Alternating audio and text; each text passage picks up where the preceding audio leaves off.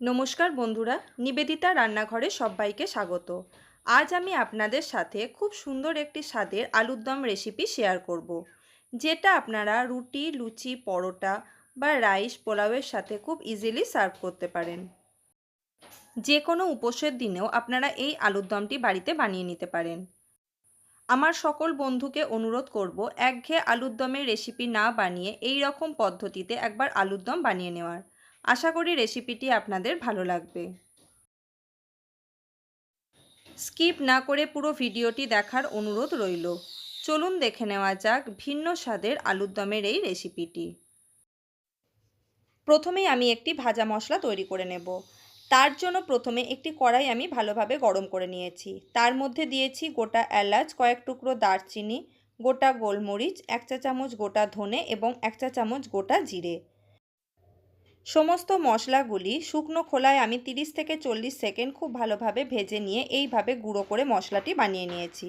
অন্যদিকে আমি মাঝারি সাইজের গোটা আলু 1 চামচ নুন দিয়ে ভালোভাবে সেদ্ধ করে নিয়েছি।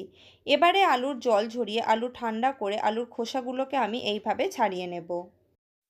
একটা আলুর খোসা ছাড়ানো হয়ে গেছে। আলুর সাইজ অনুযায়ী আপনারা এটাকে কেটে নেবেন। আমি একটা আলুকে এখানে 3 টুকরো করে নিয়েছি। এরকমভাবে সবকটি আলু আমি খোসা ছাড়িয়ে পিস করে নেব। এবারে ওই কড়াইয়ের মধ্যেই আমি দিয়ে দেব 3 টেবিল চামচ সাদা তেল। আলুর দমের এই রেসিপিটি আমি সাদা তেলেই বানাবো। তেল খুব ভালোভাবে গরম করে নিয়েছি। গ্যাসের ফ্লেম মিডিয়ামে রেখে সমস্ত পিস করে রাখা আলুগুলি আমি তেলের মধ্যে দিয়ে দেব। তারপর আলুগুলোকে আমি ভালোভাবে লাল লাল করে ভেজে নেব। এই পদ্ধতিতে আলুর দম বানাতে কিন্তু একেবারেই বেশি সময় লাগে না। আলু ভাজা হতে থাক, অন্যদিকে আমি একটি মশলা তৈরি করে নেব। তার জন্য মিক্সিং জারের মধ্যে দিয়ে দিয়েছি 1 চা চামচ পোস্ত, 1 চা চামচ চারমগজ এবং দিয়েছি 8 থেকে 10টা গোটা কাজু বাদাম। তার মধ্যে দিয়ে দেব 2 টেবিল চামচ টক দই। সমস্ত উপকরণ দিয়ে আমি খুব মিহি একটা পেস্ট তৈরি করে নেব। আলু আমার ভালোভাবে ভাজা হয়ে গেছে। এবারে এগুলোকে আমি তেল থেকে তুলে অন্য একটি প্লেটের মধ্যে নামিয়ে রাখব। ওই তেলের মধ্যেই দিয়ে দেব 1 চা চামচ গোটা জিরে। গ্যাসের ফ্লেম মিডিয়ামে রেখে জিরে আমি কয়েক সেকেন্ড সময় নিয়ে সুন্দর করে ভেজে নেব। এরপর এর মধ্যে আমি দিয়ে দেব 1 চা চামচ আদা বাটা। আদা বাটাও আমি তেলের সাথে ভালোভাবে ভেজে নিয়েছি। এবারে দিয়ে দেব টমেটো কুচি এবং ক্যাপসিকাম কুচি। টমেটো এবং ক্যাপসিকাম চেষ্টা করবেন একই সাইজ করে কেটে নেওয়ার। টমেটোর ভেতরের দানাগুলো আমি বাদ দিয়ে দিয়েছি। টমেটো ক্যাপসিকাম হালকা করে আমার ভাজা হয়ে গেছে। এবারে আমি আগে থেকে যে পেস্টটা বানিয়ে রেখেছিলাম সেটা কড়াইয়ের মধ্যে দিয়ে দেব। এই পর্যায়ে মশলা কষানোর সময় গ্যাসের ফ্লেম অবশ্যই লোতে রাখবেন, কেননা এখানে কাজু বাদামের ব্যবহার করা হয়েছে। মশলা ভালোভাবে কষানো হয়ে গেছে। এর মধ্যে আমি দিয়ে দেব মিক্সির বাটি ধোয়া জল। যারা একদমই এই ধরনের সাদা তরকারি পছন্দ করেন না, তারা এই পর্যায়ে সামান্য পরিমাণ হলুদেরও ব্যবহার করতে পারেন। গ্যাসের ফ্লেম লোতে রেখে মশলা ভালোভাবে কষানো হয়ে গেছে। এবার আমি এর মধ্যে দিয়ে দেব স্বাদ অনুযায়ী লবণ।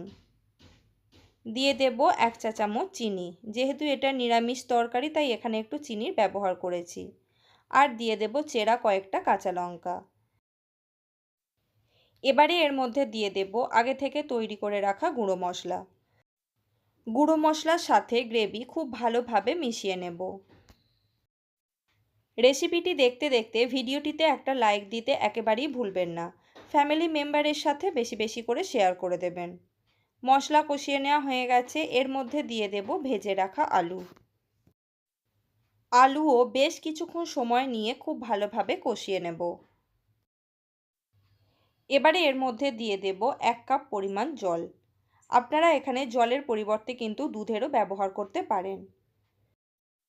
সব কিছু উপকরণ খুব ভালোভাবে মিশিয়ে নিয়ে গ্যাসের ফ্লেমকে লো টু মিডিয়ামে রেখে এটাকে আমি ঢেকে রান্না হতে দেব 10 থেকে 15 মিনিটের জন্য। 10 মিনিট পর ফিরে এসেছি। আলুর দম আমাদের সম্পূর্ণ তৈরি। এবারে ওপর থেকে ছড়িয়ে দেব বেশ কিছুটা ধনেপাতা। ধনেপাতা দিয়ে গ্যাসের ফ্লেম অফ করে এটাকে আমি ঢাকা দিয়ে রেখে দেব 5 মিনিটের জন্য। তারপর এটাকে আমি গরম গরম সার্ভ করে দেব। আজকে আমার এই সহজ সুন্দর আলুর দমের রেসিপি আপনাদের কেমন লেগেছে অবশ্যই আমাকে কমেন্টে জানাবেন। আমার চ্যানেলে নতুন বন্ধু হয়ে থাকলে চ্যানেলটি সাবস্ক্রাইব করে নেওয়ার অনুরোধ রইল। পাশে থাকা বেল বাটনটি অবশ্যই প্রেস করে রাখবেন।